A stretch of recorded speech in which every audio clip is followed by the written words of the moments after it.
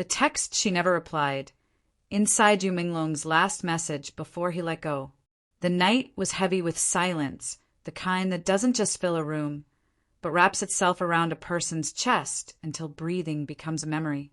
Menglong sat on the edge of his bed, phone in hand, staring at a message he had rewritten more times than he could count. His fingers trembled as the words blinked back at him. I miss you. Can we talk? It wasn't poetry. It wasn't a cry for help dressed in metaphors. It was simple, raw, human. But sometimes simplicity is what breaks the hardest.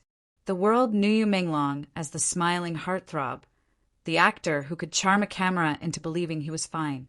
But what the world never saw was the emptiness between takes, the quiet after applause, when the lights dimmed and the crowd vanished. Behind every public smile was a man fighting to hold on to something real in a world that demanded perfection.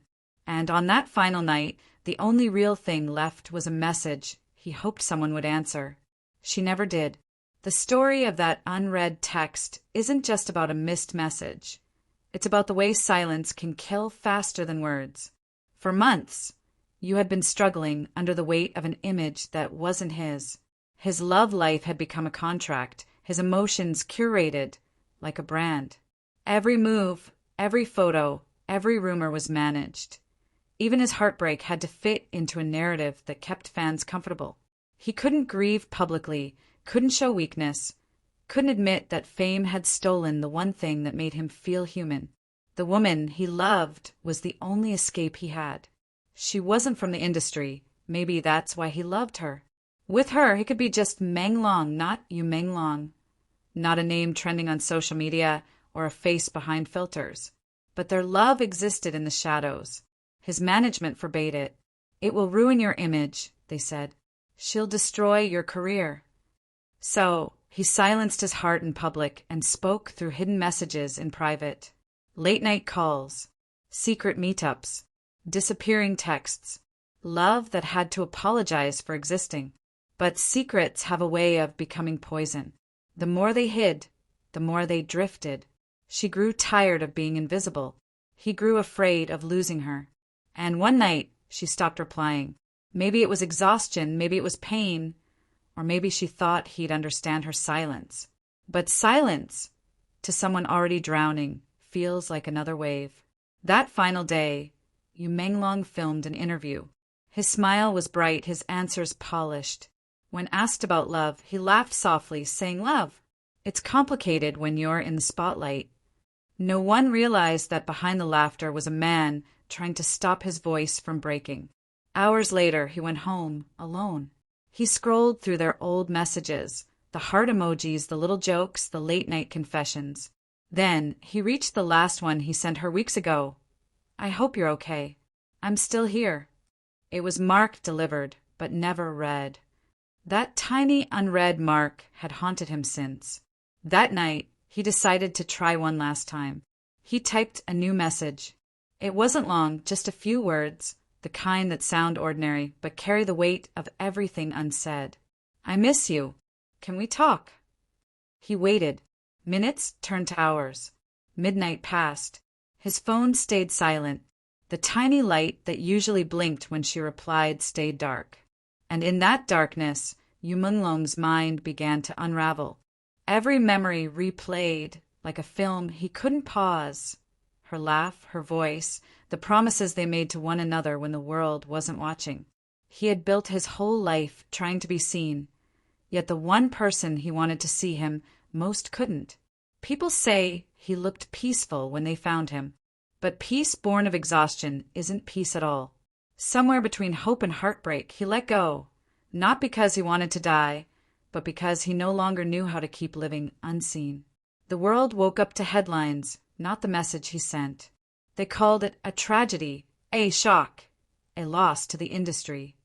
But no one talked about the unread text, the simple human need behind it. Fame often erases the small, invisible moments that make someone real. Everyone wanted to remember Menglong as the star, the idol, the perfect face. But maybe the most honest version of him was in that last message. A man begging to be heard, to be loved, to not disappear quietly. When his phone was unlocked later by his team, they found the unsent drafts, things he wanted to say but never did. Among them was one that simply read, "I don't blame you. I just wish you knew how hard it was pretending to be okay." That line broke everyone who read it. It was as if his soul had been trying to leave breadcrumbs, signs of a heart that didn't want to vanish without understanding. People close to him said that in the last few months, you had been quieter. He still smiled, still posted, still showed up for fans. But there was something distant in his eyes. He'd started deleting old photos, staying offline longer, canceling social plans. He looked tired, one friend recalled, but he always said he was fine. We believed him. That's the cruel irony of pain. It hides behind normalcy. And for someone like Yu Menglong, who lived under constant public gaze, normal became a disguise he wore too well. His final text remains unread to this day. The woman, reportedly, only saw it after the news broke. She collapsed when she realized she never replied. Sources say she visits his resting place often, bringing her phone, reading old messages aloud as if trying to answer the one she missed. There's a strange poetry in it, a message that was never opened becoming the last bridge between love and loss. It's a reminder that sometimes the simplest act, replying, reaching out, saying, "I hear you," can change the ending of someone's story. If you look at Yu Menglong's last photos, there's something haunting in his smile, a stillness behind the light. He was loved by millions, but what he needed was just one person to say, "You're not alone." He had fame, fans, followers, but not connection. And in the end, it was the silence that won. His story isn't just about celebrity or tragedy. It's about how easily we can overlook someone's quiet cry for help. The text she never replied to wasn't just a message. It was his last open door, the last hope he had that love could still save him. When it stayed unanswered, the door closed for good. Now, that message lives in memory. Screenshots, fan tributes, candlelit posts online. Millions write about how he inspired them, how his roles touched their hearts. But the truth is simpler, sadder. The man who made everyone feel seen died, feeling invisible. Maybe that's the cruel truth about fame. It can make you a household name, but still leave you unseen by the one person who matters most. And so, the story of Yu Menglong doesn't end with applause. It ends with a message, short, desperate, and unanswered. A reminder that love, when ignored, becomes the loudest silence in the world. If only she had replied. If only someone had called. If only the world had listened before the light went out. But now, all that's left is that final unread text glowing faintly in memory. A digital ghost of a love that once lived, and a man who simply wanted to be heard one last time. The night he sent that final text, the world outside was fast asleep, unaware that a soul was breaking in silence. Rain drummed against the window like a slow heartbeat, the only sound in his apartment besides the faint buzz of his phone screen. Yu Menglong sat there, eyes fixed on the message that still said delivered, waiting for the little blue tick that never came. Every second stretched like a lifetime. Every minute without a reply felt like a confirmation that love, once his only safe place, had finally turned its back on him. He scrolled through their old messages again. She used to text him good morning before he even opened his eyes. She used to call him between shoots, teasing him about his messy hair and his tired smile. She once said, "No matter how loud the world gets, I'll always listen to your silence." But now her silence was louder than anything. Yu tried to distract himself. He played one of her favorite songs, the one they used to hum together in the car late at night. The melody filled the room, soft and nostalgic, but instead of comforting him, it hurt. Every note was a reminder of everything he'd lost, not just her, but himself. He had spent so long trying to be what everyone wanted. He forgot who he was when the cameras stopped rolling. He opened their last photo together, a blurry shot taken in the corner of a quiet cafe. She was laughing, hand covering her face, and he was looking at her like she was the only thing that existed. He remembered that day clearly. They'd talked about running away, somewhere without agents, contracts, or expectations.